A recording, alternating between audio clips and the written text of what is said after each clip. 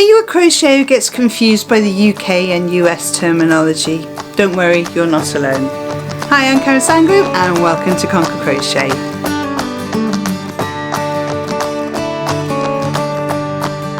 So it can be really confusing sometimes when you have crochet patterns that are in UK terminology if you only read US terminology, and vice versa.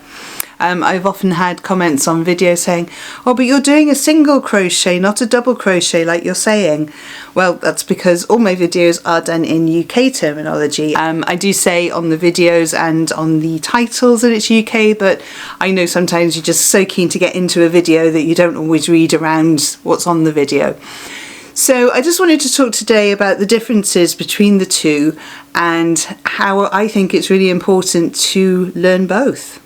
So in the UK we generally use the British system, which was created in the 19th century, and in the US they obviously use the US system, which was created in the 20th century. Personally, I actually think the American terminology makes much more sense than the British terminology, but I learnt the British first, so that's kind of like my first language, if you like, and then I have to, be bilingual in my second language of US terminology. The biggest difference is that you have a single crochet in US terminology, and the exact same stitch is called a double crochet in UK terminology. There is no single crochet in UK, and that can be confusing. I have no idea why they called it a double, because they don't call a slip stitch a single crochet, they call it a slip stitch. So yes, it can be really confusing. One of the other differences is that in the UK we call the stitch a half treble, and in the US it's called a half double crochet. That's because the half treble is half the size of the treble stitch, and in the US the half double crochet is half the size of what they call a double crochet, because the double and the treble are the same stitch in each one. Keeping up? So I find it's really handy when you're just first sort of getting to grips with the difference between the two terms, is to have a conversion chart so that you know exactly which stitches you're wanting to make, and you can sort of easily translate them when you're actually doing your crochet. So if you would like to, and here's my little plug, this is free. So I have the Conquer Crochet project folder. Obviously the folder isn't free, but the download of the contents of the folder are free. I print mine off because I just like to have them to hand. You can print off individual pages to keep in your project bags, whatever you need. So within it, and I'll put these up on the screen so you can see, otherwise trying to get the camera to focus just never works. So there is UK and to US terminology, so that's one of the first ones. One of the other complicated things between UK and US crocheting is the different names for yarn. Whilst double knit, DK yarn is exactly the same.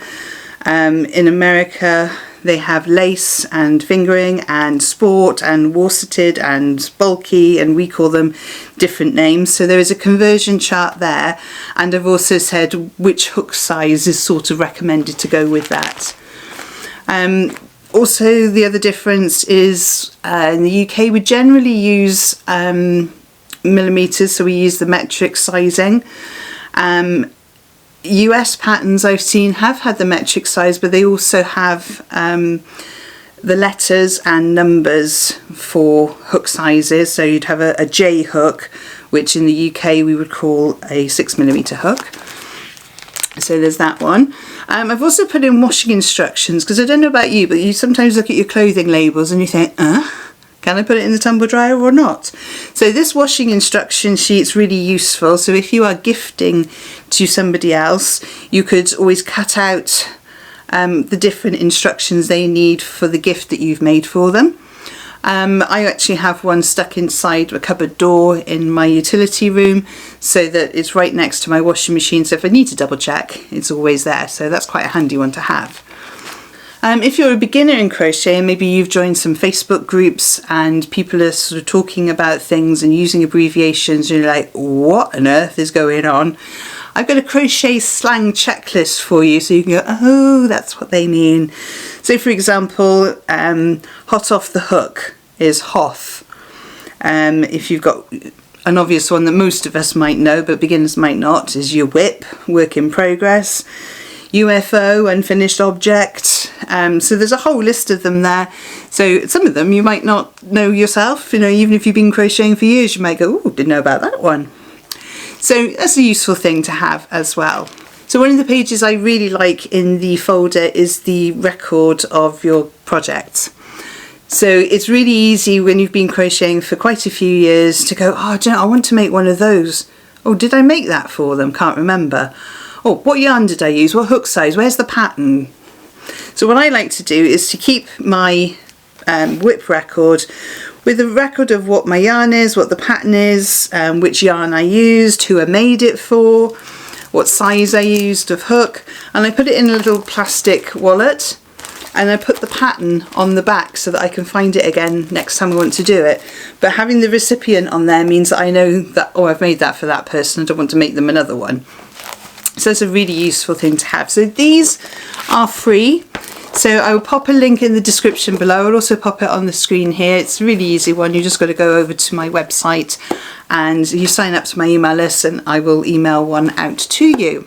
So the benefits of knowing the difference between the two and being able to read both sets of crochet terms is that you open yourself up to a whole world of crochet patterns then. You can read the American ones, you can read the UK ones, and you know, you've got all these extra patterns that you can make, which is great. So how do I know whether or not I'm reading a pattern in UK terminology or US terminology?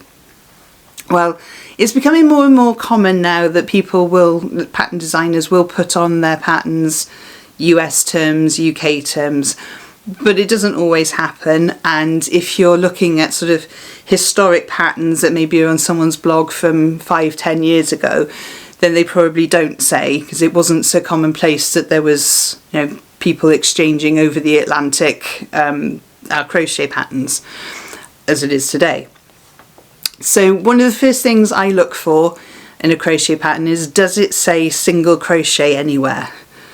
If it says single crochet, then it is in American terms, because as I said earlier, there are no single crochets in UK terminology. So one of the things to think about is where the pattern is published. So if it's in a UK publication like Simply Crochet or Crochet Now, it's written in UK terminology. If it's in a publication such as Crochet World, it's written in American terminology. If you're looking at a blog, then have a look and see whether or not there's an about page on the blog that might say where they're based. Or have a look at, you know, some of the patterns they make. Do they sort of lean towards American culture or British culture? You will find that there will be more sort of maybe royalty things and Union Jacks and maybe St. George's Day, St. David's Day. That would be a UK blog. But if there's somebody that's got more American flags or corn dogs or, you know, things that would be typically in the American culture, then, and I'm sorry, I'm stereotyping there, but you can usually tell by people's patterns, you know, which side of the pond they're from.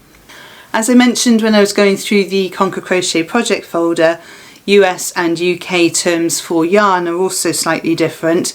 So if a pattern says worsted weight, then you know that that's going to be a US pattern. If it says Aran, it's going to be a UK pattern. So that could be another clue that could help you to decipher which side of the pond it's from. And we also know from looking at the project folder that hook sizes can be called a different name. So if you find that it's in millimeters, could well be from the UK, but double check all the other things just to make sure. If it uses a letter or a number without the millimeters, chances are it's a US pattern. They may well even put in millimeters as well, so you might have to check around. But you know, look for all these different things to see if you can come up with the definitive answer. And my final one to look for is spellings. There are slightly different spellings for some words between UK English and US English. For example, colour, C-O-L-O-U-R in the UK, C-O-L-O-R in the US. Meter in the UK ends in RE, in the US it ends in ER, same for centre. So is it obvious from things on their blog or in the pattern where you can have a look and go, oh, actually that's an American spelling or that's a British spelling, and you'd be able to tell from there. So it's really important to be able to tell the difference between the two, know which terminology you're using for your pattern, but equally it's important to be able to read both as well. As I said, it opens you up to a wider range of crochet patterns that you can use. Don't forget to download your Conquer Crochet project folder, which is free. I shall pop the link in the descriptions below. I put 2 more videos on screen to help you on your crochet journey, and I will see you over there. Thank you so much for joining me on this one. I really hope it's helped, and happy hooking!